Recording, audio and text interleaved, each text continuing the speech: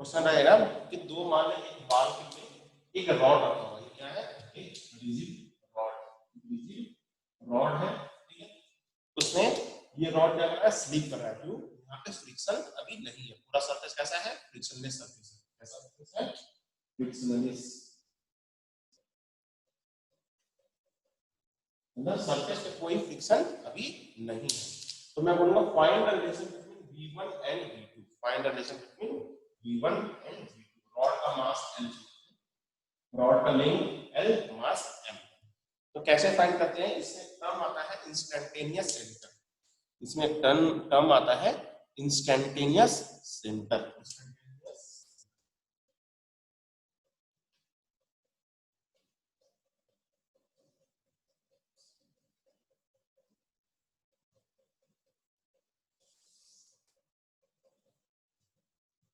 ये जो चीज है ये सब नया है, ये वापस करेंगे सेंटर ऑफ मास में। अभी सिर्फ तुम्हें सॉल्व करने का टेक्निक सिखा दे रहा हूँ कि सॉल्व कैसे करते हैं, बाकी इसमें बहुत सारा टर्मिनोलॉजीज है जो यूज करते हैं, इसलिए ये कंसेप्ट मोशन में ऐसे नहीं पढ़ाया जाता, ये सेंटर ऑफ मास में पढ़ाया जाता है, ठीक है। इसका सॉल्व करने का टेक्निक क्या है, स्टेप लिख दो, मैं स्टेप लिखा देता हूँ।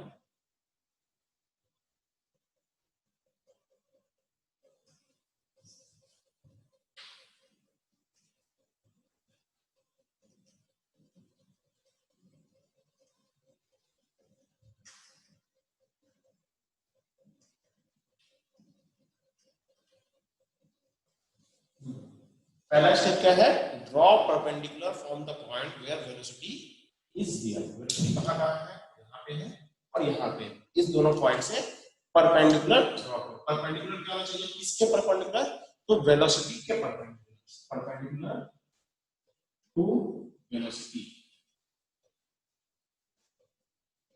किसके परपेंडिकुलर ड्रॉ करना है, परपेंडिकुलर टू वेलोसिटी। इस पॉइंट पे यहाँ पे वेलोसिटी है, तो यहाँ पे वेलोसिटी के लिए परपेंडिकुलर ड्रॉ करो, ये इस पॉइंट से पास करेगा,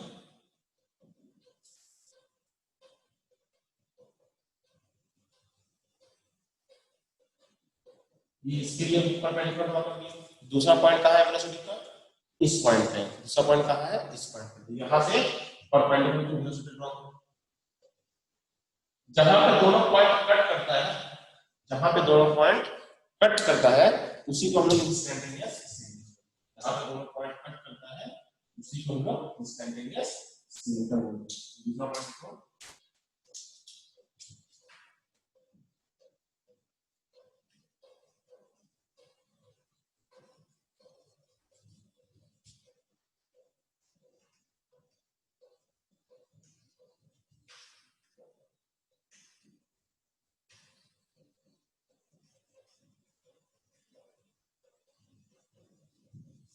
the point where the perpendicular cuts is instantaneous center। अब इस इंस्टेंटेनियस सेंटर के अबाउट क्या होता है, पूरा का पूरा रॉड अपने ओमेगा से रोटेट करता है, मतलब ये रॉड ऐसे देता है, इसका मतलब इसकी रॉड ये ओमेगा से रोटेट, ओमेगा क्या है, एंगुलर वेलोसिटी, ओमेगा क्या है, एंगुलर वेलोसिटी। तो इंस्टेंटेनियस सेंटर क्या है,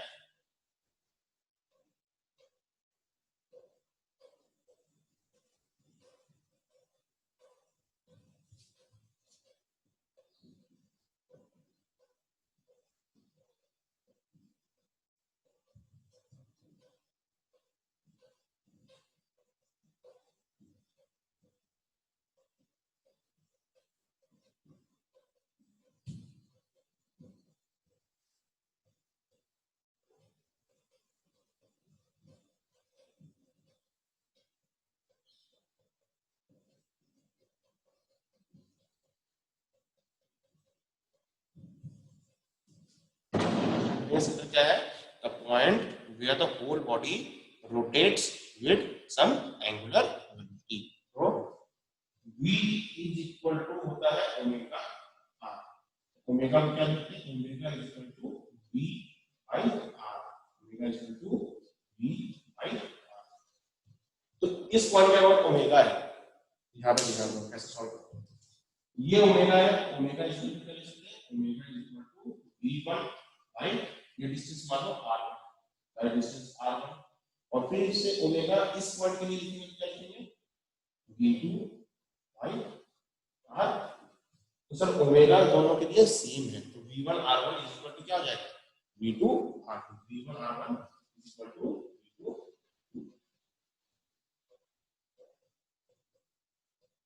r1 कितना है, r1 कितना है सर, r1 है l sin थीटा, और r2 कितना है, l cos थीटा। r1 कितना है, r2 ये मान लो, ये r2 है, ये भी r2 है, ये r1 है, ये भी r1 है। यहाँ तक देखो, फिर मैं आगे बताता हूँ। सर इसमें आर क्या हुआ, आपने क्या बोला? आर डिस्टेंस है, इंस्टेंटेनियस सेंटर से उस पॉइंट का, उस पॉइंट जहां पे वेलोसिटी लग रहा है उसका डिस्टेंस है, परपेंडिकुलर डिस्टेंस।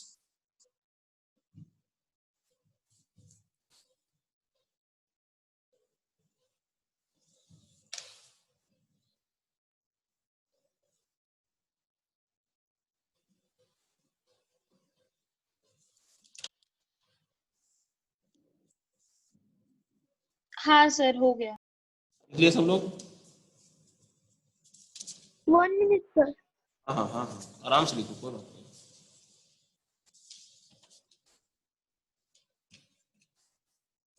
सर वो कंस्ट्रेंट मोशन ऑन रिजिड क्या है वो आगे? Body, rigid body, constant motion on rigid body. ऐसे क्वेश्चंस अपने को आएंगे क्या? अभी तो नहीं दिया हूँ क्वेश्चन इस पे बेस्ड, हाँ लेकिन ये क्वेश्चन दिया हूँ, शायद ऐसा दिया हूँ, ये क्वेश्चन ऐसे टाइप का दिया हूँ, तो इसलिए मैं बता दे रहा हूँ। बाकी इसके बारे में डीप में पढ़ेंगे हम लोग सेंटर ऑफ मास में। यो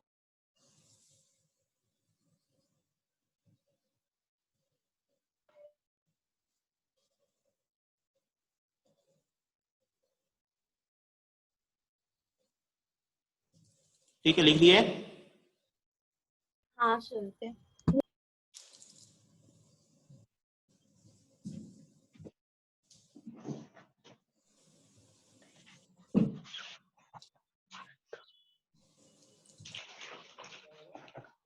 v1 by r1 is equal to v2 by r2। तो v1 by r1 कितना है, तो ये l है, तो ये क्या हो गया, l sin is equal to v2 है, by r2 क्या है, l cos थीटा। जिस साइड एंगल होता है उसे कंपोनेंट कितना लेते हैं, l cos थीटा। जो उसके बच गया उसका परपेंडिकुलर कंपोनेंट कितना लेते हैं, l sin। यस, साइन थी। ये l l आपस में कट हो गया, क्या लिख सकते हैं, सॉरी l cos थीटा है। तो यहां से मैं क्या लिख सकता हूं, v1 is equal to v2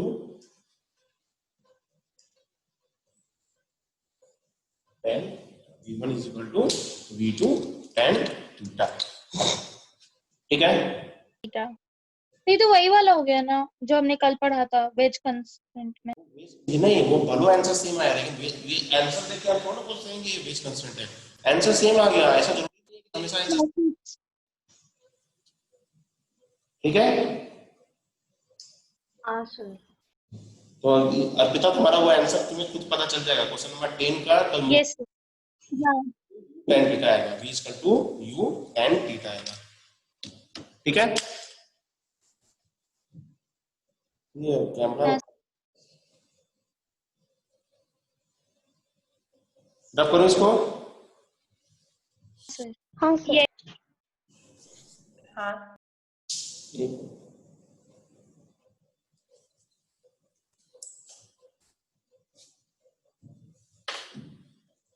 एक मिनट रुक जा।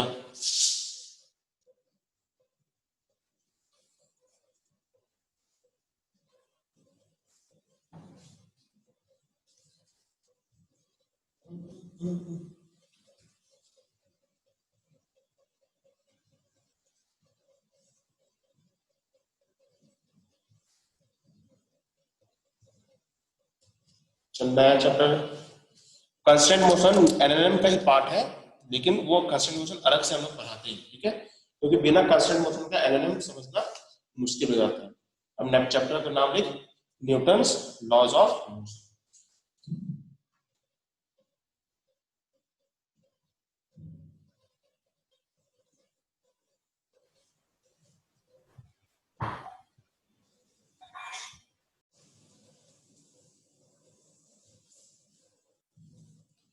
वो चूजे चूजे है तो तुम्हें थोड़ा सा डिफिनेशन दिखाना पड़ेगा कि फोर्स क्या होता है, ये सब क्या होता है। अभी शुरू का एक क्लास मतलब थ्योरी, मतलब हल्का हल्का फर्स्ट लॉ क्या होता है, सेकंड लॉ क्या होता है, ये सब छोटे छोटे चूजे वाले बात करेंगे, ठीक है। तो सबसे पहला फोर्स क्या होता है, फोर्स क्या होता है, when we are playing. देखो अंबिका फोर्स क्या होता है, पुश और पुल। हाँ, पुश और पुल क्या, which tends to change the state of rest और यूनिफॉर्म मोशन और direction of motion of an object, ठीक है। तो छोटा छोटा अब ये सिर्फ थोड़ा सा थ्योरी पार्ट इसलिए लिखा रहा हूँ ताकि तुम्हें पता हो कि फोर्स क्या होता है, बाकी न्यूमेरिकल्स पार्ट फिर से एक क्लास के बाद चालू हो जाएगा, ठीक है, 2 क्लास के बाद। फोर्स क्या होता है, सर हाँ बोला। वेज कंस्टेंट्स पे वो अपने सिखाना, कल उस पे क्वेश्चंस करना। वो क्वेश्चंस इसलिए मैं अभी नहीं करा रहा हूँ क्योंकि वो अभी एनएलएम के अंदर आएगा, जैसे मतलब वहां पे जितना से पता है ना सिर्फ उतना ही काम का है, अभी फिर वो इसके अंदर फिर से आएगा।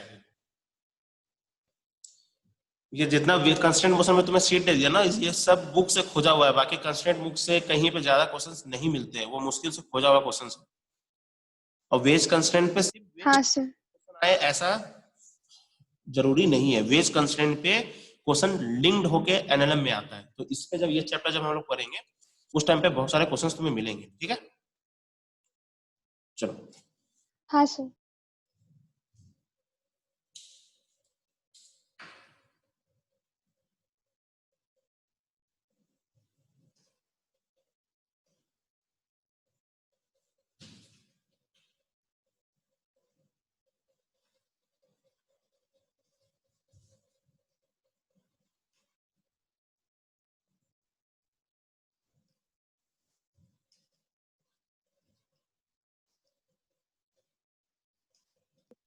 सर ये लिखना जरूरी है।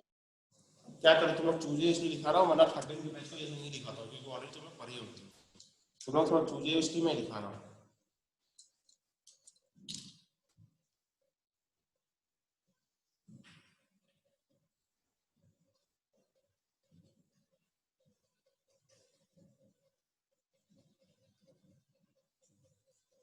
फोर्स क्या है, चलो जल्दी जल्दी बात कर लेते हैं। इसका SI यूनिट कितना है, फोर्स का SI यूनिट कितना होता है, फोर्स का SI यूनिट कितना, जल्दी जल्दी बोलोगे तो न्यूटन। बता दूंगा मैं, थोड़ी बात जल्दी जल्दी। Newton. Newton. Newton. 1 Newton is equal to कितना टाइम होता है, टाइम क्या है, 10⁵ अब याद करो जो डायमेंशन एनालिसिस पढ़े थे जिस टाइम पे, जब मैं शुरू में पढ़ा रहा था, ये कन्वर्जन ऑफ यूनिट्स में पढ़ाया था, कन्वर्ट कराया था तुम लोग को, और बोला था इसको याद करने के लिए 1 न्यूटन इज इक्वल टू, हाँ अंबिका साइड थी उस टाइम पे, है ना। क्या सर?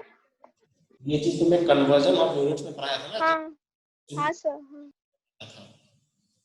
ये टाइम क्या है, सीजीएस यूनिट, ये न्यूटन क्या है, SI यूनिट। ऐसा यूनिट। अब वेक्टर क्वांटिटी क्या होता है, which has direction and magnitude both. both. इसके बाद वो चीज में एक और चीज लिखाया था जब वेक्टर चैप्टर पढ़ा था, and follows the vector law of addition. Point of application of force, vector क्या है सर, जिसके पास डायरेक्शन हो, मैग्नीट्यूड हो और वेक्टर लॉ ऑफ एडिशन को फॉलो करें। याद करो, फिर इसके लिए मैं अलग से एग्जांपल दिया था करंट का, करंट बोलो उसके पास मैग्नीट्यूड भी होता है, डायरेक्शन भी, सर लेकिन वो पैरेललोग्राम या ट्रायंगल लॉ ऑफ एडिशन को फॉलो नहीं करता है, इसलिए करंट को हम वेक्टर क्वांटिटी नहीं बोलते हैं, करंट को हम टेंसर क्वांटिटी बोलते हैं। यदि क्वेश्चंस में टेंसर नहीं दिया रहता है तो हम लोग स्केलर क्वांटिटी बोलते हैं, स्केलर। ठीक है। किसी को डाउट है इसमें, नो सर। नो इसको रब करो। या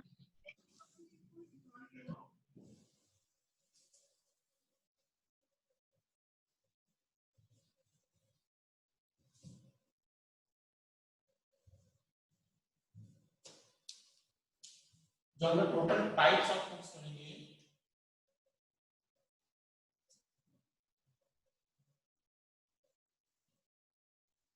जो टाइप्स ऑफ फोर्सेस है, सबसे पहला है इलेक्ट्रोमैग्नेटिक फोर्सेस। तो ये पूरा इलेक्ट्रोमैग्नेटिक फोर्स पूरे क्लास 12 में हम लोग पढ़ते हैं। पूरे क्लास 12 में जब तुम लोग आओगे टोटल 4 से 5 महीना इस फोर्स के बारे में पढ़ेंगे। तो पहला फोर्स है इलेक्ट्रोमैग्नेटिक।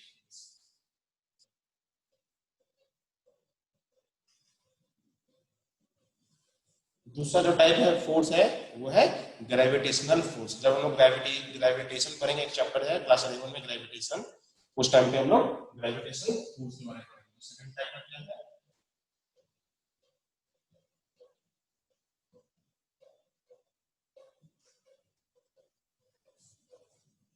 फिर थर्ड टाइप का फोर्स आता है जिसका नाम देते हैं कंटैक्ट फोर्स।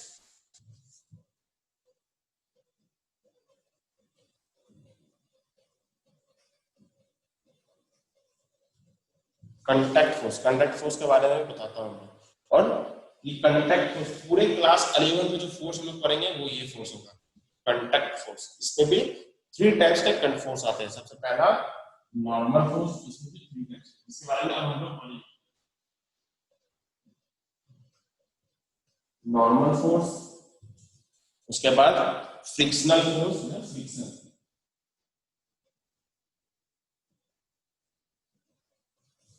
ठीक है, फ्रिक्शन। और तीसरा टाइप का टेंसिल फोर्स।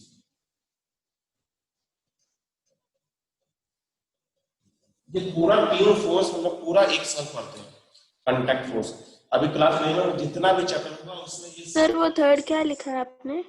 टेंशन, ये ना टेंशन फोर्स, स्ट्रिंग में टेंशन आता है ना, वही टेंशन फोर्स। और एक लास्ट टाइप का जो फोर्स होता है न्यूक्लियर फोर्स।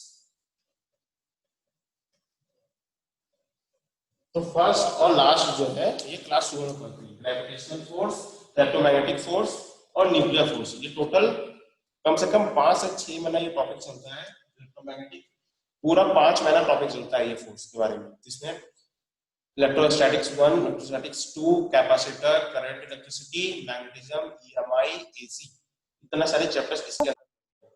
सर वो लास्ट वाला क्या है? Nuclear force, nuclear force, nuclear force.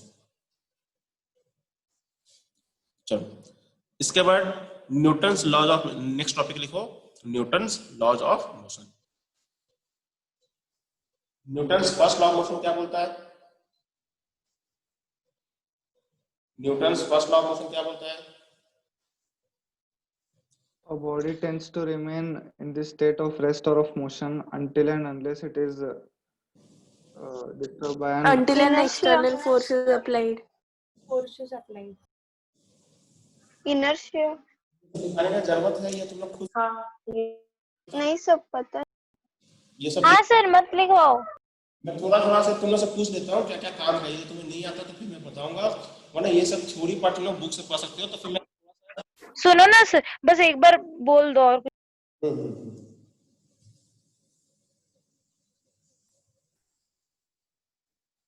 Sir कोई नहीं, आधुनिक साथ में कोई दिक्कत नहीं है, हड़बड़ी नहीं करती है, बहुत टाइम आपके पास।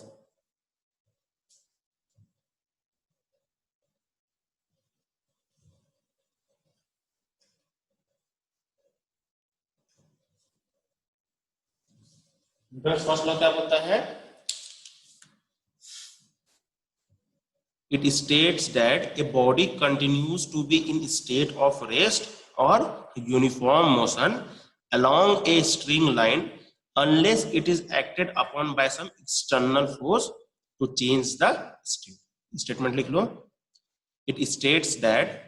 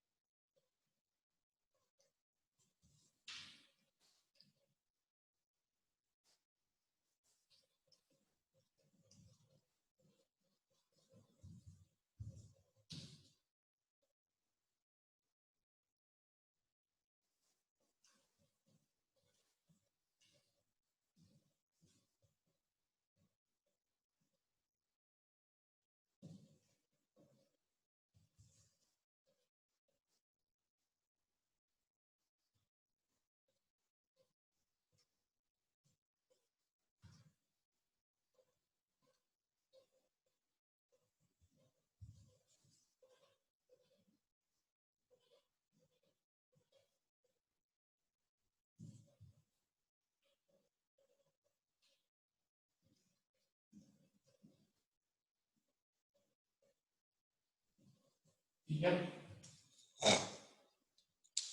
इस एग्जांपल बता सकता है कोई? चल, नहीं। न्यूटन फर्स्ट लॉ को, हाँ Newton first law of motion को एक दूसरा नाम भी हम लोग बोलते हैं क्या? Law of inertia. इनर्शिया। इसका एक दूसरा नाम भी क्या है? Law of inertia. Law of inertia. Law of inertia. Inertia फिर कितने टाइप्स के होते हैं? 2 इनर्शिया 3 टाइप्स के होते हैं, inertia of rest, inertia of motion और इनर्शिया ऑफ डायरेक्शन। चलिए छोटा छोटा पॉइंट अभी थोड़ा सा एक तरह से थोड़ी जाएगा तो बोर मत होना। उसके बाद फिर इसमें न्यूमेरिकल्स बहुत सारे होते हैं, तो शुरू में थोड़ा सा जो तुम्हारा थ्योरी पोर्शन है वो क्या क्या पूछ सकता है, जो कभी 11 का एग्जाम दोगे तो ये सब चीज पूछते हैं, इसलिए ये सब मैं बता दे रहा हूँ। ठीक है, बाकी एग्जाम में तुमसे ये सब कोई नहीं पूछेगा, कंपटीशन एग्जाम में न्यूटन फर्स्ट लॉ क्या होता है ये सब कोई कुछ नहीं पूछता है।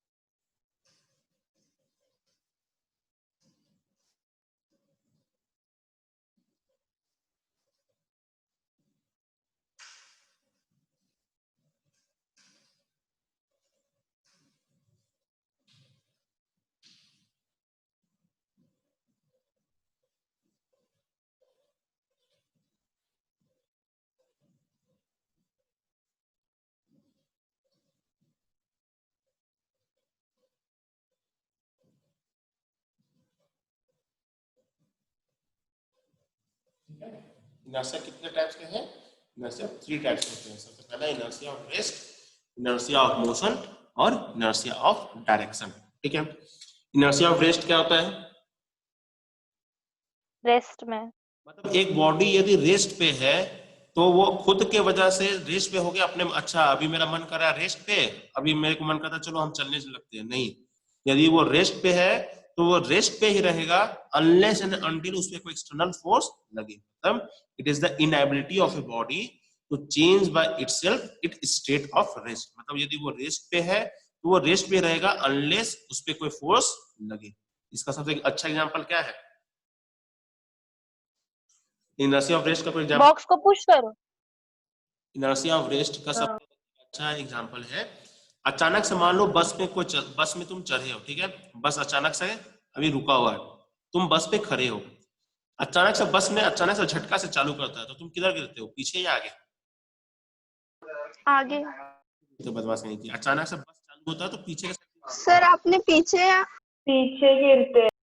पीछे गिरते अगर आगे नहीं, एक मिनट सुनो, अब नहीं सर, आगे नहीं गिरते, आगे। मेरे सुन ले, मेरी बहुत बदमाश कहीं की, मेरे को भी बोलने का मौका दे, मैं भी अच्छा बोलता हूँ। मैं बोल रहा कि बस अभी रुका हुआ है, ठीक है, बस अभी रुका हुआ है, मान लो गुरु प्रसाद चढ़ा बस पे, ठीक है, गुरु प्रसाद ध्यान नहीं दिया, उसने कहीं पे पकड़ के नहीं रखा, गुरु प्रसाद का ध्यान खिड़की का बाहर एक सुंदर कन्या है, गुरु प्रसाद उसको ध्यान दे रहा है, अचानक में बस ड्राइवर ने चालू कर दिया, तो गुरु प्रसाद किधर गिरेगा, पीछे के साइड गिरेगा या आगे के साइड? पीछे गिरेगा। पीछे साइड। क्यों?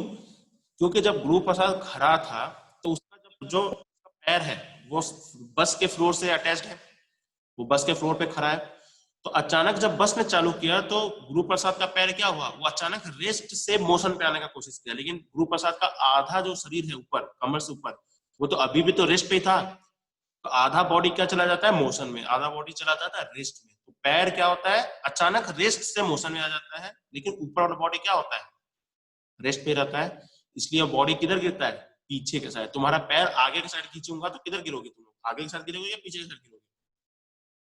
पीछे के साइड। पीछे।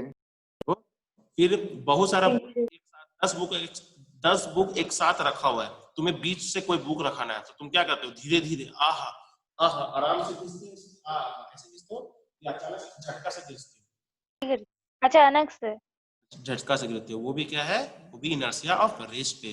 तुम यदि इनर्शिया ऑफ रेस्ट पे तो अचानक से कोई फोर्स लगाते हो तो क्या होता है, वही बॉडी से मोशन में जाता है, बाकी का बॉडी क्या होता है, वो रेस्ट पे रहता है। ठीक है, चलो एग्जाम्पल, ये सब डिफिनेशन लिखाने का जरूरत है या समझते हो? No sir. लिखाने का जरूरत है तो मैं लिखा सकता हूँ। No sir. नो। नहीं सर, समझ सकते।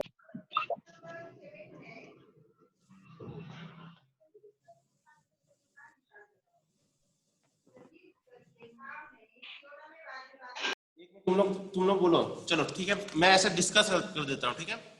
इनर्शिया ऑफ मोशन क्या होता है? इनर्शिया ऑफ मोशन क्या होता है? चलते चलते होके रोक देना, चलते चलते अचानक से रुक जाता है, चलते चलते रुक जाना। हाँ। यदि कोई आदमी बस पे खड़ा है, बस बहुत अचानक स्पीड से चल रहा है, ठीक है, ब्रेक। अचानक से वो ब्रेक मारता है तो बॉडी किधर जाता है, आगे की साइड या पीछे की साइड? आगे। आगे। आगे जाता है। सर जब बस पे आदमी खड़ा था तो उसका पैर क्या था? पूरा रेस मोशन पे था, क्योंकि बस भी चल रहा था, उसका जो पैर था वो भी चल रहा था।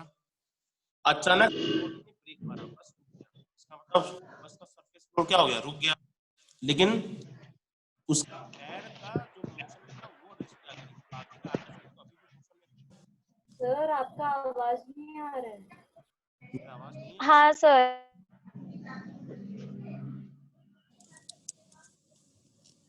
हेलो सर ऑडियो ऑन है किसी का? अब आ रहा है आवाज प्रॉपर? हाँ। अब मैं बोला हाँ सर। कि मान लो कोई आदमी खड़ा है, ठीक है, मान लो कोई आदमी बस में, चलती हुई बस में खड़ा है, अचानक से वो ब्रेक मारता है तो क्या होता है ये सोचो जरा।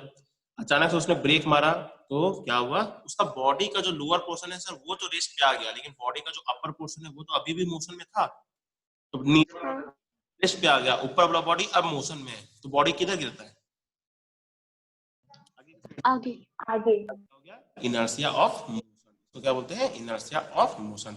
इसका एक दूसरा एग्जांपल भी है, इसको कभी कभी फिजिकली अप्लाई भी करते हैं। कभी चलती हुई ट्रेन से कूदे हो या बस से तुम लोग देखे होगे, कभी आदमी कूदता है, वो ज्यादातर सरिया देखी होगी लोकल ट्रेन में, मुंबई में ज्यादा होता है।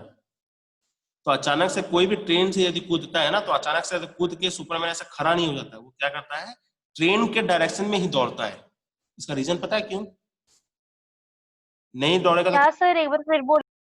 Inertia of अगर वो रिवर्स डायरेक्शन में चलेगा तो वो मतलब एक्सीडेंट हो जाएगा उसका। एक्सीडेंट नहीं होगा, उसको आनंद महसूस होगा, अनमोल आनंद महसूस होगा एकदम। क्या सर, बोलो नहीं। मैं बोला कि यदि कोई भी चलती हुई ट्रेन से या कोई भी चलती हुई बस से कोई आदमी यदि कूदता है, ठीक है, जंप करता है, तो वो अचानक से ऐसे कूद के ऐसे खड़ा नहीं हो जाता है, तो क्या होता है, वो ट्रेन के डायरेक्शन में ही दौड़ना चालू करता है कुछ देर के लिए या कुछ सेकंड के लिए। हाँ क्यों चालू करता है वो? ये क्योंकि उसको ऑलरेडी उसका वो है ना, मतलब उस समय से वो ट्रेन पे, तो अभी भी उसको ट्रेन का। क्योंकि याद करो ये सेम टू सेम ऐसा ही है ना, कोई भी चलती फ्रेम ऑफ रेफरेंस से किसी भी बॉडी को मैं थ्रो करता था तो क्या होता है, वो बॉडी उस फ्रेम ऑफ रेफरेंस के वेलोसिटी को अटेंड कर लेता है। तो यस। को और यदि ट्रेन से जब तो तुम्हारा वेलोसिटी क्या होता है, जो ट्रेन और वेलोसिटी जो ट्रेन का या बस का होता है।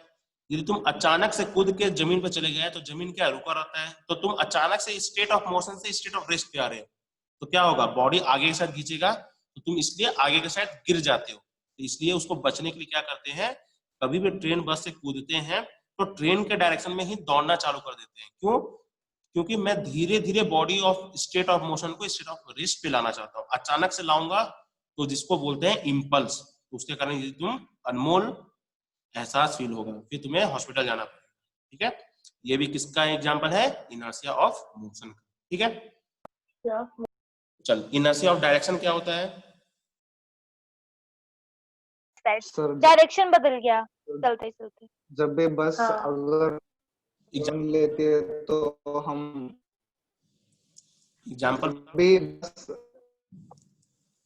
मतलब कोई भी बॉडी अपना डायरेक्शन ऑफ मोशन अपने मन से चेंज नहीं कर सकता है। जब तक उस पर कोई फोर्स या point of application of force को मैं चेंज नहीं करूंगा, कोई भी बॉडी अपना डायरेक्शन चेंज नहीं कर सकता है। सबसे अच्छा एग्जांपल बताओ इसका।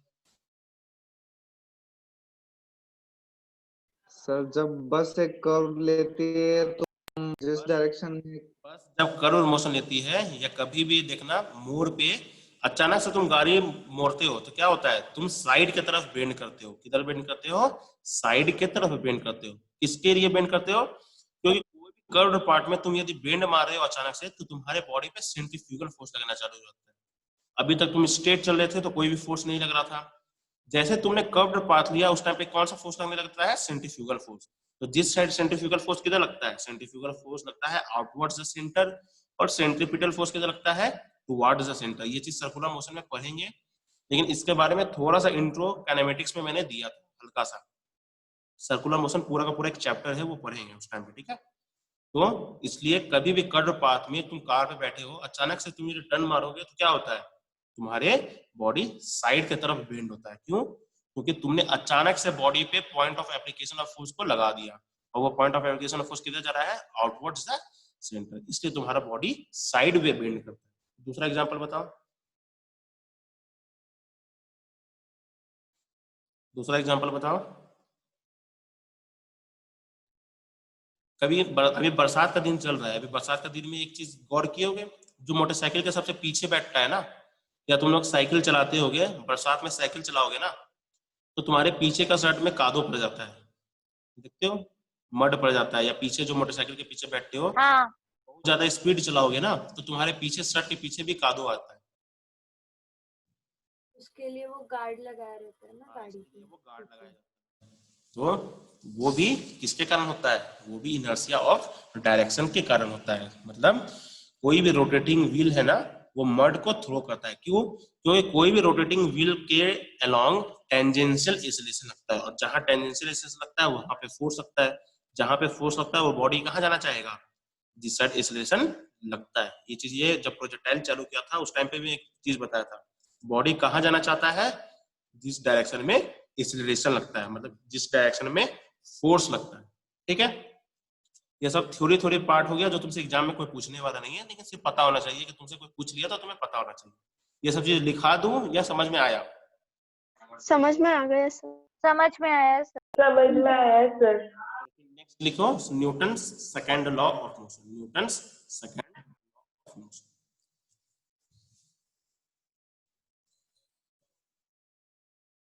F equals to ma। ये गलत है। Newton second law of motion F equal to ma, जो क्लास 10 तक पढ़ते आ रहे थे वहां तक सही है। अभी भी उसको सही करेंगे, लेकिन F इक्वल टू ma बोलना ये गलत है, वो बताऊंगा।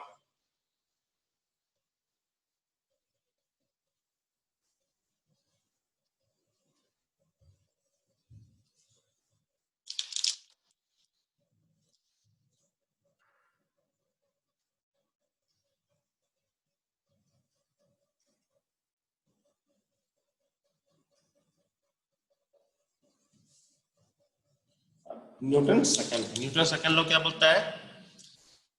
According to Newton second law, rate of change of linear momentum of a body is directly proportional to the external force applied on the body।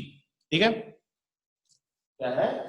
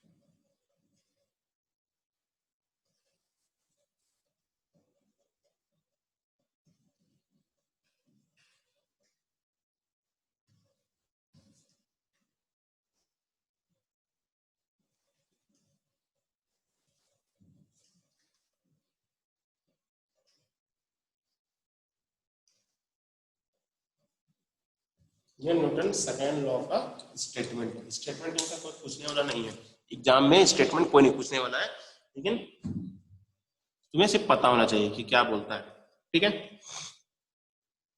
अब यहाँ पे देखो क्या है, न्यूटन सेकंड लॉ क्या बोला कि rate of change of linear momentum of a body is directly proportional to the applied force in the direction of body and this change takes place along the direction of applied force। मतलब force है वो किसके proportional है, force is equal to B P by D.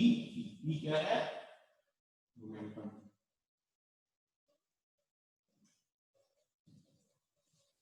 तो force is equal to dp by dt, ये second law ने बताया था, लेकिन हम लोग को इसको आसान करने के लिए क्या करते हैं, चल v क्या होता है, मास। v क्या होता है, mass into velocity. dp by dt क्या होता है, dp बाई dt क्या होता है, मास कांस्टेंट है इनटू dv बाई। अब यहाँ पे मास हम लोग कांस्टेंट मान लेते हैं, क्यों, क्योंकि हम जो भी चीज यहाँ पे पढ़ते हैं वो सब रिजिड बॉडी होता है। क्या होता है, सब चीज रिजिड बॉडी होता है, लेकिन असली जिंदगी में हमेशा रिजिड बॉडी हो ये जरूरी नहीं होता है, क्योंकि जब तुम लोग पढ़ोगे एरोनॉटिक्स के बारे में पढ़ोगे या एस्ट्रोलॉजी में पढ़ोगे, तो उस टाइम पे मास वेरी करता है, मास वेरी करता है। तो एक यदि तुम लोग मैकेनिकल इंजीनियरिंग में जाओगे तो एक चैप्टर होता है हीट ट्रांसफर और मास ट्रांसफर, तो उस टाइम पे भी मास चेंज करता है, लेकिन तुम्हारे लिए हम लोग बोलते हैं कि मास अभी कांस्टेंट है। मास क्या है अभी, ब्लर दिख रहा है, ब्लर दिख रहा है।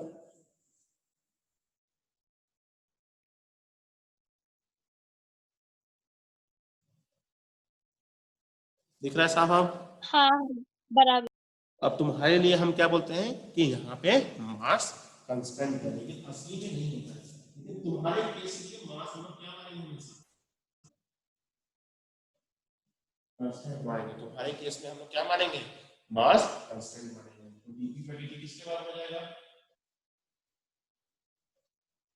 मास।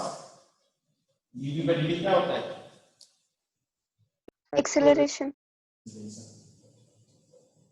इसलिए जो नेट फोर्स लग रहा है वो m डॉट a का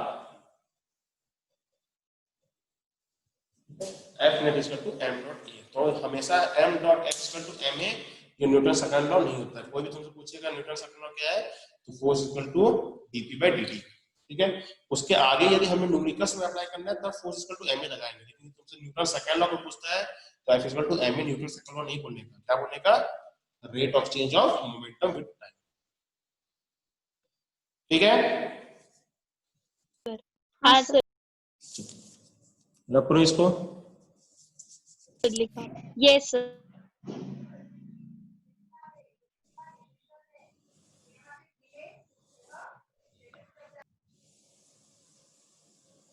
सर अब जो आपने शीट दिया था ना वो कंस्ट्रेंट का, उसमें मतलब लेवल 2 भी अब सॉल्व होगा क्या? पूरा अब कंस्टेंट उसमें जो शीट दिया था वो सब सॉल्व कर सकते हो। उसमें थोड़ा सा जिसमें m और a के टर्म्स में बात है ना, वो चीज सिर्फ छोड़ देना, क्योंकि वो न्यूटन अभी जब मैं पढ़ा रहा हूँ उससे रिलेटेड है। तो लेवल 1 पूरा सॉल्व कर सकते हो, लेवल 1 का 20 क्वेश्चन सॉल्व। लेवल 1 किया, 2 क्वेश्चन में डाउट था। हाँ ठीक है ना, वो थर्सडे को मैं डिस्कस करूंगा, अभी टेंशन मत लो उसका। लेवल 2 भी सॉल्व करना है। लेवल 2 भी सॉल्व करना, जो हो रहा है वो सॉल्व करते जाओ, बस जो हो रहा है वो सॉल्व करते जाओ।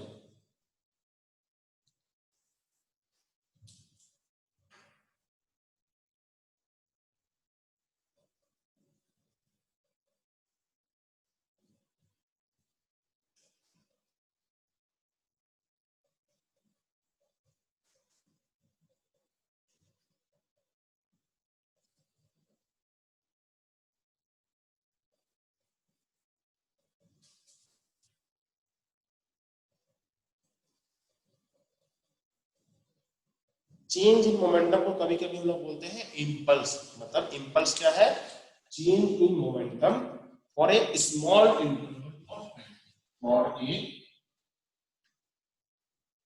स्मॉल इंटरवल ऑफ,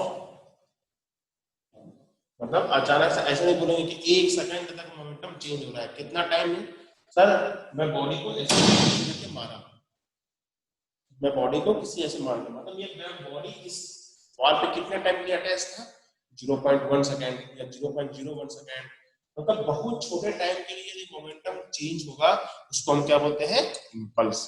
तो F इक्वल टू क्या होता है, dp by dt। इस dt को मैं मल्टीप्लाई किया, F dt क्या हो गया, dp के बराबर। तो यदि मैं इसको इंटीग्रेट करूं तो ये क्या है, P parallel minus P and B parallel minus B parallel minus B। अब यहां से F dt क्या है, या तो ये इंटीग्रेट कि एरिया अंडर ft कर मुझे क्या देगा, मुझे सर आपकी आवाज बीच में कट रही है। एक मिनट, ये जो भी है एक मिनट ऑडियो ऑन करके रखनी थी अदिति, एक मिनट ऑडियो ऑफ करके रखना, ठीक है। चलो यहाँ लिखो फिर मैं लिखो।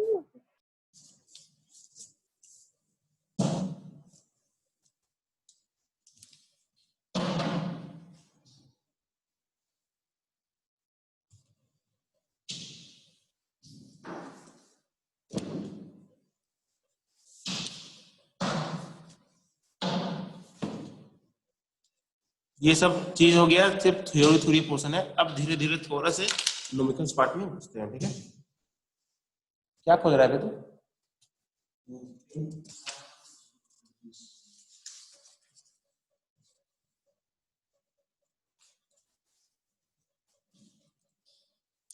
रब करो इसको। हाँ सर। Yes sir.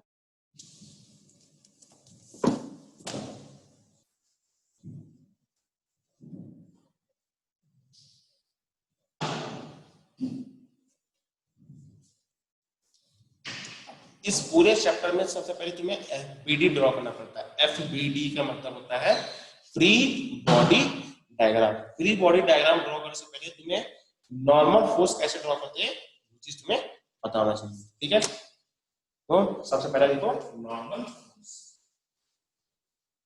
जो कांटेक्ट फोर्स लिखा है ना उसी में आप इम्पैक्ट के फोर्स पढ़ेंगे।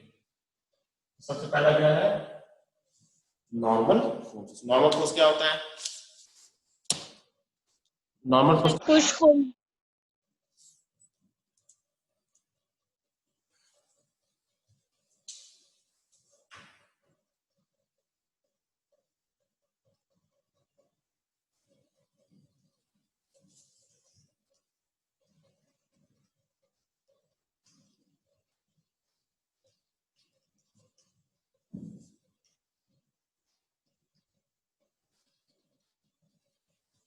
नॉर्मल फोर्स क्या है, वो कंपोनेंट कांटेक्ट फोर्स का जो सरफेस के परपेंडिकुलर है उसको हम लोग बोलते हैं नॉर्मल फोर्स। क्या बोलते हैं, नॉर्मल फोर्स। जैसे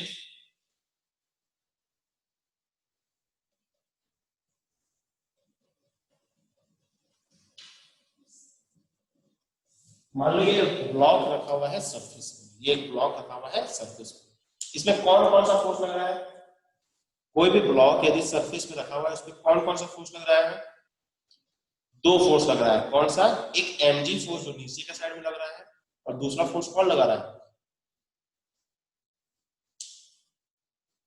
दूसरा फोर्स कौन लगा रहा है, नॉर्मल। एक मिनट ऐसे सोचो सर, इस बॉडी पे mg फोर्स नीचे लग रहा है, तो यदि अभी लेकिन ये बॉडी क्या है, रुका हुआ है, कहीं मैं ग्राउंड पर रखूं तो ये ग्राउंड की तरफ अंदर खींचा जा रहा है, कहीं अंदर जा रहा है, नहीं, ये बॉडी तो रुका हुआ है ना। इसका मतलब अर्थ भी उस बॉडी पे कोई इक्वल फोर्स लगाया होगा। अर्थ भी क्या किया होगा, ये अर्थ भी इस ब्लॉक पे एक फोर्स लगाया होगा। क्यों, क्योंकि अभी इस ब्लॉक पे कौन सा फोर्स लग रहा है, इस ब्लॉक पे mg फोर्स नीचे के साइड में। तो न्यूटन्स फर्स्ट लॉ क्या बोलता है कि यदि किसी बॉडी पे फोर्स लग रहा है तो वो बॉडी चलना चालू कर जाएगा। तो क्या ये बॉडी अंदर ग्राउंड के अंदर जा रहा है, क्यों, क्योंकि जितना फोर्स ये ब्लॉक इस पे लगाया इस अर्थ पे, उतना ही फोर्स ये अर्थ क्या करेगा, इस ब्लॉक पे लगाएगा, उतना ही फोर्स ये अर्थ क्या लगाएगा, अर्थ पे लगाएगा। कौन सा फोर्स लगाता है अर्थ उस बॉडी पे, तो नॉर्मल फोर्स लगाएगा। क्या करेगा सर, ये बॉडी, ये अर्थ इस बॉडी पे एक फोर्स लगाएगा ऊपर के डायरेक्शन में, इसको हम लोग बोलते हैं नॉर्मल फोर्स। इसको क्या बोलते हैं, इसको नॉर्मल फोर्स। और नॉर्मल फोर्स हमेशा परपेंडिकुलर होता है कांटेक्ट सरफेस का, ये चीज नोट करके लिखो। इसका एक शॉर्ट ट्रिक है, बहुत सारे कॉम्प्लेक्स फिगर में नॉर्मल फोर्स किधर डायरेक्शन होता है वो कंफ्यूज कर जाते हैं, तो मैं एक शॉर्ट ट्रिक अभी बता रहा हूँ, ये चीज हमेशा दिमाग में रखने का है। आगे कैसा भी कॉम्प्लेक्स फिगर होगा तो तुम्हें नॉर्मल फोर्स ड्रॉ करने आना चाहिए। सबसे पहले नॉर्मल फोर्स कैसे ड्रॉ करते हैं वो हम सीखेंगे, तो नोट करके लिख लो।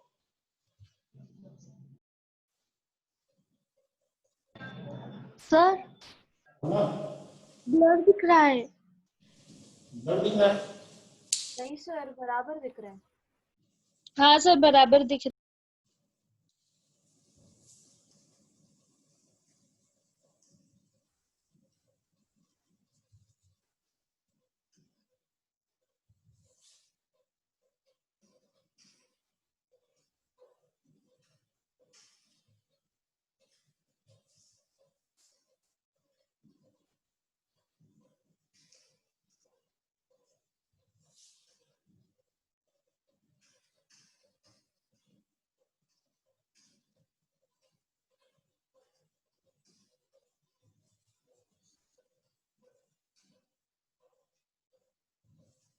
ये स्टेटमेंट नॉर्मल फोर्स के लिए हमेशा याद रखना। नॉर्मल फोर्स ड्रॉ करने के लिए कभी गलती नहीं करोगे। नॉर्मल फोर्स हमेशा कैसा लगता है, perpendicular to the contact surface, और कैसे लगता है, in such a way that it tries to compress the body. कैसे लगता है, in such a way that it tries to compress the body.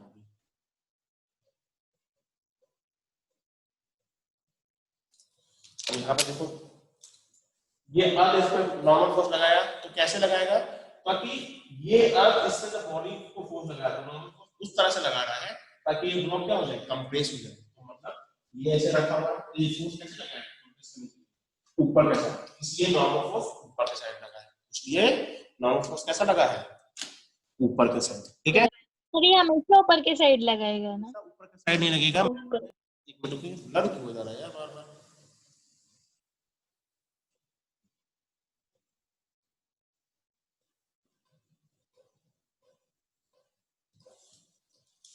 हमेशा ऊपर के साइड नहीं लगेगा। मैं स्टेटमेंट क्या बोला कि हमेशा नॉर्मल फोर्स कैसा लगेगा, परपेंडिकुलर टू द सरफेस लगेगा।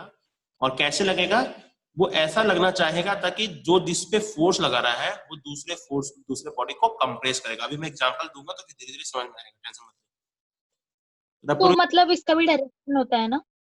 हाँ, इसका भी डायरेक्शन होता है ना, फोर्स से तो डायरेक्शन होगा ही होगा ना। रब करूं इसको, यस यस।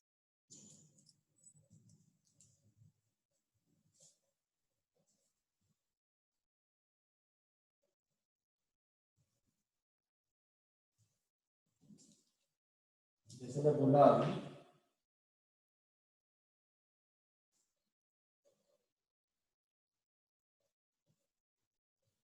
मान लो ए ब्लॉक, ये बी सरफेस, ए ब्लॉक है और जो बी रखा हुआ है वो सरफेस है। ठीक है, तो ये ए ब्लॉक इस बी ब्लॉक पे नॉर्मल फोर्स कैसा लगाएगा, नॉर्मल फोर्स हमेशा कहाँ लगता है, कांटेक्ट जहां पे सरफेस होता है। मतलब दो बॉडी आपस में कांटेक्ट में आया, बॉडी क्या हुआ, ये सरफेस कांटेक्ट हुआ, तो इसका मतलब यहाँ पे कांटेक्ट फोर्स लगेगा। और बॉडी यदि रुका हुआ है तो नॉर्मल फोर्स लगेगा। अब नॉर्मल फोर्स कैसे लगता है, परपेंडिकुलर टू सरफेस लगता है, तो ये चीज मुझे पता है। अब कैसे लगता है, तो ये वाला बॉडी इस पे नॉर्मल फोर्स लगाएगा। कैसे लगाएगा सर, परपेंडिकुलर लगाएगा। परपेंडिकुलर। कैसे लगाएगा, ताकि ये वाला बॉडी इस बॉडी को कंप्रेस कर दे, ये वाला बॉडी इस बॉडी को कंप्रेस कर दे।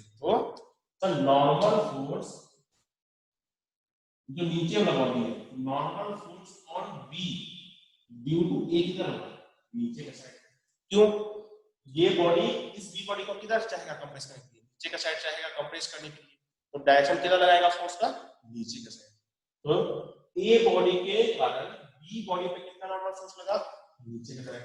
तो ये बॉडी भी इस पे कितना नॉर्मल फोर्स लगाएगा, तो किधर लगाएगा? मान लो बी बॉडी का मैं पूछूं, normal on A due to B, normal on A due to B, तो मतलब क्या पूछ रहा हूं मैं? ए बॉडी पे जो नॉर्मल फोर्स लग रहा है किसके वजह से? बी बॉडी की वजह से। तो बी बॉडी ए बॉडी को क्या चाहेगा? कंप्रेस करने के लिए चाहेगा। तो कैसे कंप्रेस करेगा?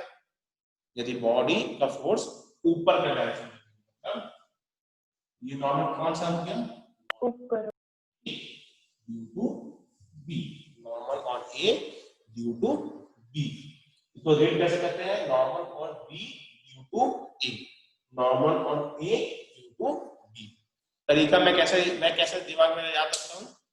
अच्छा, मुझे बी बॉडी पे नॉर्मल निकालना है, तो किसकी वजह से निकालना है? ए की वजह से निकालना है। इसका मतलब कैसे लगता है नॉर्मल? मतलब ए बॉडी चाहेगा कि बी को कंप्रेस कर दे, तो कैसे चाहेगा? फोर्स नीचे लगाना, तो ये फोर्स नीचे लग गया, बी पे नॉर्मल लगा ए की वजह से नीचे की साइड। यदि मैं पूछूं कि ए पे नॉर्मल निकालो बी की वजह से, ए पे नॉर्मल निकालो बी की वजह से, मतलब बी बॉडी क्या चाहेगा? ए को कंप्रेस करने के लिए। तो ए बॉडी को कंप्रेस कैसे कर सकता है? यदि फोर्स ऊपर का साइड में लगा तो ये फोर्स ऊपर लग गया, तो ये फोर्स कौन सा हो गया? Normal on A into B.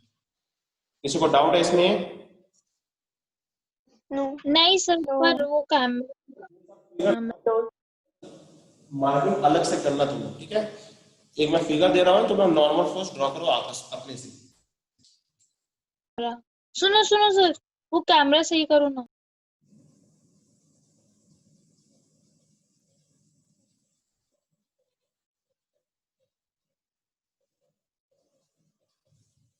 मैं बोल रहा कि नॉर्मल फोर्स किसी भी बॉडी पे कैसे लगा सकते हैं? तो दो चीज नॉर्मल फोर्स का जरूरी है। नॉर्मल फोर्स हमेशा कैसा लगता है? परपेंडिकुलर लगता है, ठीक है? कैसे लगाएगा? तो दूसरी बॉडी इस बॉडी पे, मैं बोलूं कि ए पे नॉर्मल फोर्स बताओ बी की वजह से, ए पे नॉर्मल फोर्स बताओ बी की वजह से, मतलब ये बी वाला बॉडी क्या चाहेगा? ए को कंप्रेस करने के लिए। तो क्या ए बॉडी को कंप्रेस कैसे कर सकता है? यदि फोर्स ऊपर के डायरेक्शन में लगा तभी तो कंप्रेस। ऊपर के डर तो नॉर्मल और ए बिंदु बी किधर होगा? ऊपर के डायरेक्शन में। कैसे लगेगा? Perpendicular to surface. मैं पूछूं तो बी पे नॉर्मल फोर्स बताओ ए की वजह से, तो ए बॉडी क्या चाहेगा? बी को कंप्रेस करने के लिए। तो कैसे कंप्रेस कर सकता है? यदि फोर्स नीचे के डायरेक्शन में लगा, normal on B due to A किधर हो गया? नीचे के डायरेक्शन में। किधर हो गया? नीचे के डायरेक्शन। इसके लिए बताओ, मान लो ये ए बॉडी है, ये बी बॉडी, सबका डायरेक्शन बताओ। Normal on A due to B बताओ, normal on B due to A बताओ, सबका डायरेक्शन ड्रॉ करके बताओ मुझे। ये सी हो गया, तो normal on A due to C, normal on B due to C, ये चारों का डायरेक्शन इसमें ड्रॉ करके बताओ। सबसे पहले तुम्हें नॉर्मल डायरेक्शन ड्रॉ करने आना चाहिए, तभी मैं क्वेश्चंस को आगे सॉल्व कर पाऊंगा। ये सब क्वेश्चंस को सॉल्व करने के लिए सबका स्टेप है, अभी मैं क्वेश्चन सॉल्व नहीं कर रहा।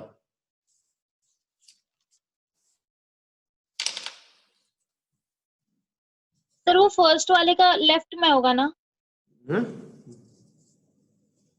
एक बार ड्रॉ करके बताओ खुद से, फिर मैं बताता हूँ।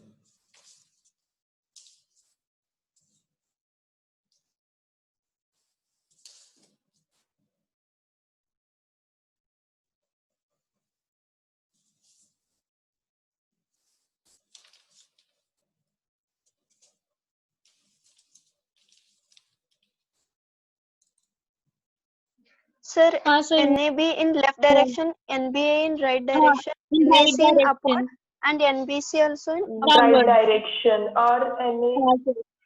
upward. क्या है? मुझे तरीका क्या पता होना चाहिए? नॉर्मल और ए ड्यू टू बी पूछा है, मतलब ए पे तो नॉर्मल फोर्स आ रहा है बी की वजह से, मतलब ए को क्या चाहेगा? बी कंप्रेस करने के लिए। तो कैसे कंप्रेस कर सकता है? तो सर ये बी बॉडी फोर्स किधर लगाएगा? कंप्रेस करने के लिए। कौन सा फोर्स आएगा? Left. Normal on A due to B, ठीक है? और नॉर्मल फोर्स कहां लगता है? कांटेक्ट सरफेस के पास लगता है। कैसे लगता है? Perpendicular. Perpendicular. Normal on B due to Perpendicular, right. Right. किसके वजह से? ए की वजह से। तो ए बॉडी क्या चाहेगा? बी को कंप्रेस Compress. करना है, यदि वो इधर लगाया तो normal on B due to A किधर होगा? इधर किसी को डाउट है इसमें? No sir, No, no. तीसरा क्या ड्रॉ करेगा? नॉर्मल ए ड्यू टू मतलब downward, upward direction. upward direction. A पे जो फोर्स लग रहा है सी के वजह से, तो सी किधर चाहेगा उसको कंप्रेस करने के लिए? Upward direction. ऊपर. वो अपवर्ड, ये परपेंडिकुलर फोर्स लगा कॉन्टेंट डायरेक्शन में normal on A due to C, normal on B due to C किधर आएगा सबसे? नीचे B C के डायरेक्शन. ये तो वही तो सोच, Upward direction. Upward. ये सी फिर से क्या चाहेगा उसको कंप्रेस वो करना? अपवर्ड हाँ. Upward direction.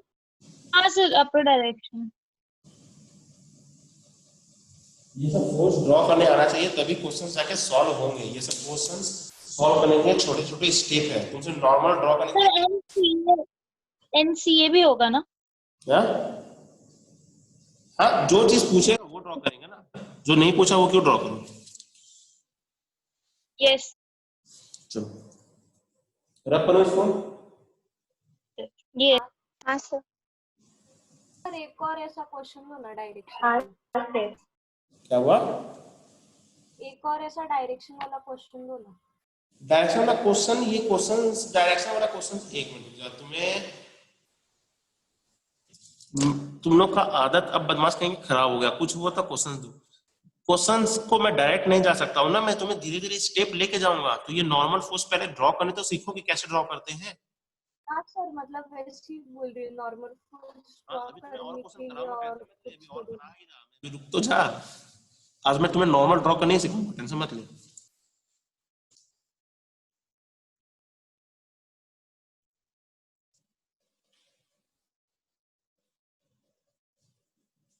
मान लो एक इंक्लाइन प्लेन में एक ब्लॉक रखा हुआ है, ये मान लो ए है, ये मान लो बी। मुझे normal on A B draw करना था और normal on B A draw करना।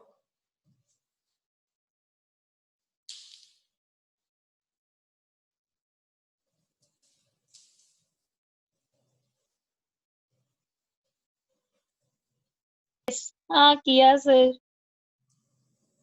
कर लिए सब? हाँ.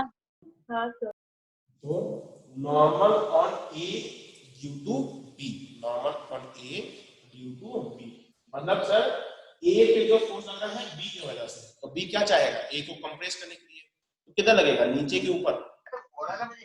कंप्रेस करना नीचे, डाउनवर्ड, नीचे perpendicular.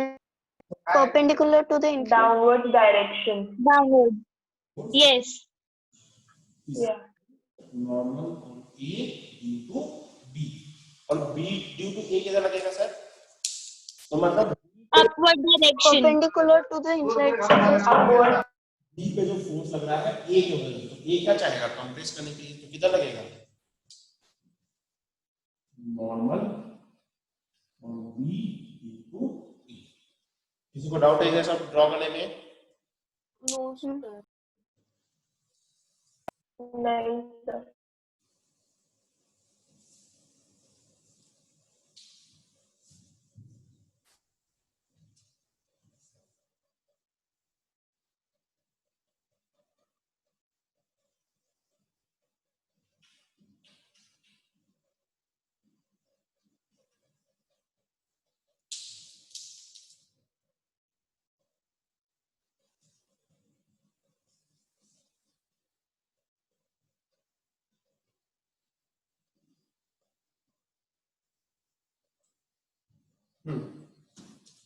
नॉर्मल ड्रॉ करो।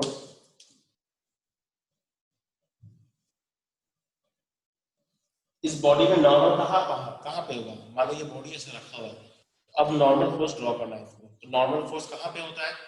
जहाँ पे कंटैक्ट फोर्स होता है। कंटैक्ट बॉडी कहाँ पे है? 2 पॉइंट पे। तो उस दोनों पॉइंट पे 2 point पे. कहाँ पे कैसे डायरेक्शन कितना होगा नॉर्मल का? ड्रॉ। दो,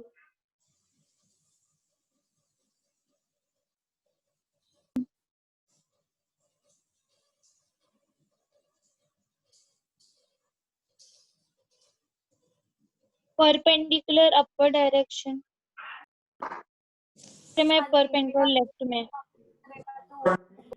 सर नीचे, ऊपर का डायरेक्शन इस पॉइंट पे हाँ, ये बराबर होगा यस। यहाँ पे ऊपर का लेफ्टवर्ड डायरेक्शन। कौन सा डायरेक्शन होगा? कौन सा? ये वाला या ये वाला? ये वाला। 1 2 3 कौन सा डायरेक्शन होगा यहाँ पे?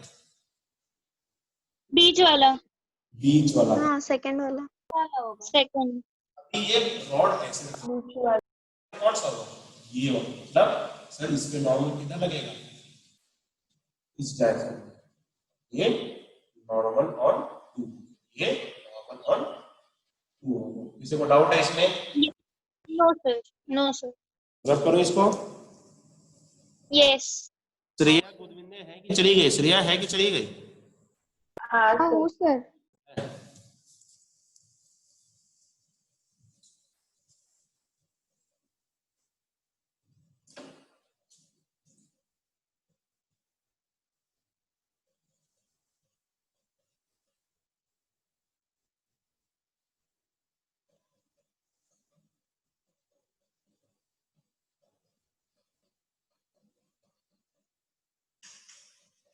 मान लो ऐसा कोई बॉल रखा हो तो बॉल पे नॉर्मल फोर्स लगा होगा किधर किधर होगा?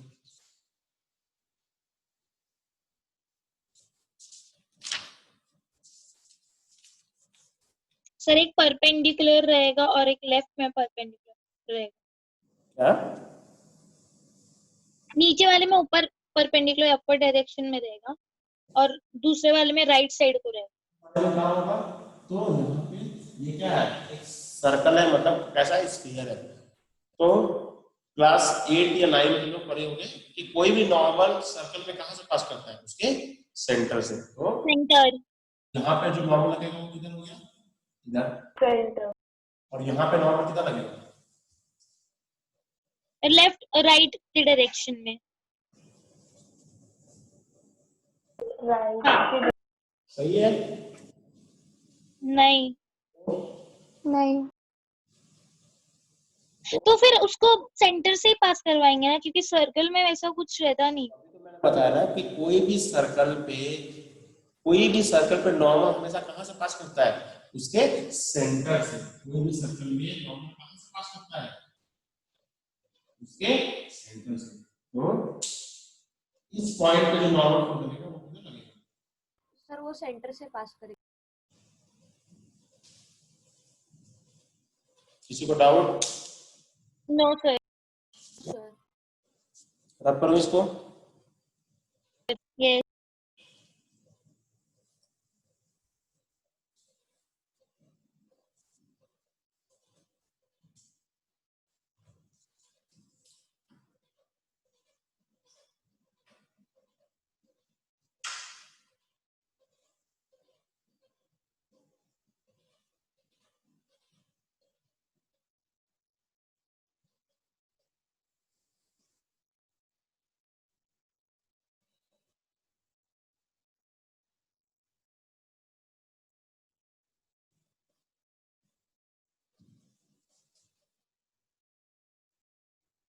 नॉर्मल ड्रॉ करो।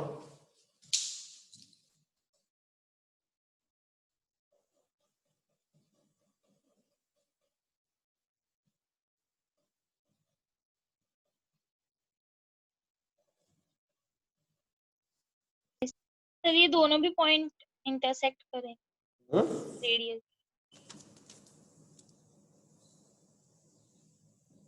हाँ किधर लगेगा? रेडियस बनेगा। दो पॉइंट। रेडियस दोनों साइड से लगी क्या? ये बॉल हाँ। दो पॉइंट पे टच कर रहा है, एक इस पॉइंट पे एक इस पॉइंट पे। तो ये दोनों पॉइंट क्या करेगा? नॉर्मल फोर्स लगाना चालू करेगा। तो ये बॉल नॉर्मल फोर्स कैसे लगाएगा? तो ये नॉर्मल फोर्स इस तरह से लगाएगा। मतलब ये नॉर्मल 1,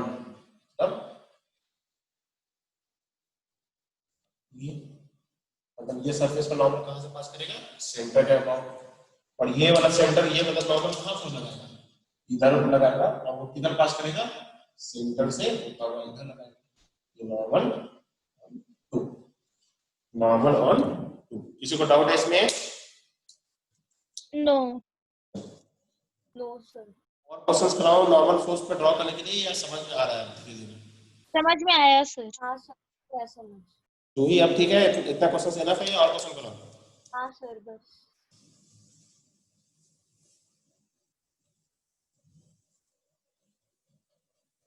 बाकी लोग इतना सन्नाटा क्यों है? बाकी लोग इतना सन्नाटा क्यों है? गाना वाना सुनाऊं मैं बाथरूम सिंगर हूँ, गाना सुनाओ। कौन सा सर? कौन सा यार, ये तो नहीं पता कौन सा गाना सुनना है। अगल बगल कोई नहीं है ना, तब एक बात बताता हूँ, अगल बगल नहीं है तब बात बताऊंगा। वीडियो ऑन कर सब लोग अपना, क्या सर? वीडियो ऑन कर, बोलो सर। सभी लोग अपना वीडियो ऑन करके रख। सब इतना सन्नाटा, इतना गुमसुम क्यों हो? नहीं तो सर। जिंदगी में खुश रहना सीखो, जिंदगी में खुश रहना सीखने का है ना अर्पिता। अब जैसे यस सर। श्रेया श्रेया से पूछो कौन सा गाना गाती है, मेरे सामने वाली खिड़की में एक चांद का टुकड़ा रहता है, पूछो श्रेया से। है ना? सर ऐसा कोई नहीं है। अरे बदमाश, मैं ऐसा मजाक कर रहा, डोंट टेक इट सीरियस। हाँ हाँ हाँ, नहीं। ऐसा होता है, हमारा जो कॉलेज में जो हॉस्टल था ना, वो सीधा गर्ल्स हॉस्टल के बाहर था, रात में सभी खिड़की खुले रहते थे। तो ऐसे जिंदगी में खुश होकर पढ़ने का, चिल करने का, इतना टेंशन मत ले। यदि बोर लग रहा है तो बता देने का मेरे को, अपन तो जीता जाता जोकर है।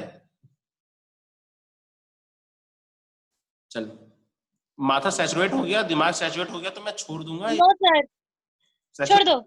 छोड़ दूं? यस सर, छोड़ दो, आज 5 मिनट तो बचे हैं।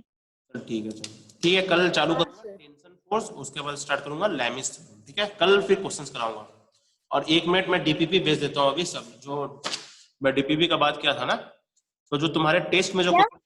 जो तुम एक में हाँ यस। तुम्हारे टेस्ट में जो क्वेश्चन आए थे ना, इस टेस्ट का क्वेश्चन थोड़ा सा अच्छे थे, तो मैं तुम्हें डीपीपी भेज देता हूँ। तो उस डीपीपी में क्या है कि दोनों चैप्टर का मिक्स्ड क्वेश्चन है, जो कैनेमेटिक्स का क्वेश्चन है और एनएलएम का भी क्वेश्चन मिक्स्ड है। तो तुम उसमें से देख लेना कि तुम्हारे टेस्ट में कौन कौन सा है। तो मैं तुम्हें 4 डीपीपी भेजूंगा। डीपीपी 1, तो डीपीपी 1 में मोस्ट सभी क्वेश्चंस तुम्हारे टेस्ट में जो आए हुए थे उसी से क्वेश्चंस आए थे, ठीक है? फिर डीपीपी 2, डीपीपी 3 और डीपीपी 4। तो डीपीपी 2, 3, 4 में तुम्हें मिक्स्ड क्वेश्चंस मिलेंगे, जो तुम्हारे कैनेमेटिक्स में और एनएलएम से मिक्स्ड क्वेश्चंस है। लेकिन बाकी डीपीपी 1 लगभग सभी क्वेश्चंस मैंने वहां से ही डाला था, ठीक है? तो वो मैं अभी तो व्हाट्सएप में ग्रुप में डाल देता हूँ। और बाकी फिर कंस्टेंट मोशन का जो तुम्हें सीट दिया था, उसमें लेवल 1, लेवल 2, लेवल 3, फिर मैट्रिक्स टाइप, फिर कंप्रिहेंशन टाइप और फिर इंटीजर टाइप क्वेश्चंस थे। तो लेवल 1 के 20 क्वेश्चन है, वो लगभग सभी से सॉल्व हो जाना चाहिए। यदि कोई डाउट, हाँ सर, हुआ। एक मिनट सुन ले सर मेरी बात, यदि कोई डाउट होता है किसी को भी, ठीक है, तो वो मेरे को व्हाट्सएप में कर सकता है। मान ले उस टाइम पे मैं फ्री नहीं हूँ, तो बाद में मैं सॉल्व करके उसको भेज सकता हूँ। और फिर थर्सडे को, क्योंकि मान लो सभी बच्चे आएंगे तो सभी का डाउट क्लियर करना मुश्किल होता है, तो यदि एक क्वेश्चन पे अटके हो, उसके लिए यदि रुके हुए हो, तो मेरे को व्हाट्सएप करके पूछ लो, उस टाइम पे मैं बता दूँ, ठीक है? और कंस्टेंट थर्सडे को कंस्टेंट मोशन का जो भी सीट दिया हूँ वो कोशिश करना पूरा सॉल्व करने के लिए। लेवल 1, सर आपने किए? लेवल 3 और इंटीजर टाइप, ठीक है? Yes sir. हाँ सर। थर्सडे को वही डिस्कस करूंगा। और तुम्हारे इस बार एग्जाम में सिर्फ कंस्टेंट मोशन से ही क्वेश्चन डालना। टोटल 45 क्वेश्चन जो है, 45 क्वेश्चंस कंस्टेंट मोशन से ही है।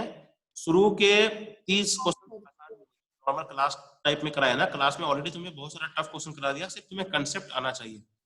लास्ट के जो 5-6 सवाल मिलेंगे वो थोड़े टफ मिलेंगे, तो नहीं बनता है तो उसमें टाइम वेस्ट नहीं करने का, ठीक है? लेकिन 40 क्वेश्चन तुम लोग आराम से लगा सकते हो, ठीक है? शुरू के 5 क्वेश्चन मैंने थोड़ा सा टफ डाला। सर आपने बोला था रेनमैन प्रॉब्लम्स भी करवाओगे, हाँ, वो रेनमैन प्रॉब्लम्स भी आ रहे हैं ना? क्यूमुलेटिव में डालूंगा मैं पूरा, फिर से हाँ क्यूमुलेटिव। सर, इस बार के मत डालो, नेक्स्ट टाइम के डालो। Bye bye Bye, sir, sir. Thank you sir.